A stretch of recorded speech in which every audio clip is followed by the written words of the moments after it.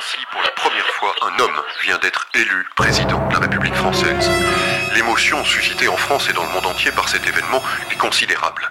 Les témoignages de félicitations et d'encouragement pleuvent sur le palais de l'Élysée, où la première décision du président nouvellement élu a été de faire distribuer gratuitement dans toutes les écoles de France le livre de Primo Levi, Si c'est un homme. Le président aura à faire face à de nombreux chantiers et à vaincre des réticences profondément ancrées dans l'esprit et les mœurs de nos concitoyens.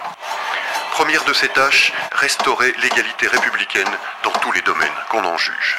Le salaire moyen des hommes, à poste égal, est en moyenne 30% inférieur à celui des femmes. À l'Assemblée comme au Sénat, les hommes ne constituent pas 15% de la représentation nationale, en contradiction flagrante avec la loi sur la parité.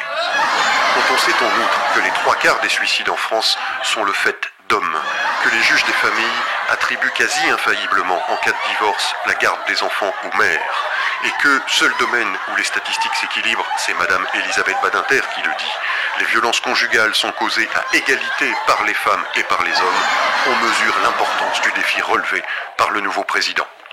Mais dans le même temps, on se prend à rêver d'un monde où un homme pourrait relever tranquillement ses manches au printemps sans provoquer inévitablement une gerbe de sifflements concupiscents d'une société qui lui ouvrirait galamment les portes et mettrait à sa disposition prioritaire les accommodements les plus suaves, où l'atteinte de l'orgasme, droit imprescriptible de la condition humaine, lui serait assurée équitablement, quitte à ce qu'il bénéficie un peu moins du douteux privilège du sourire écriard de la maréchaussée au moment d'échapper à une contravention pour stationnement interdit.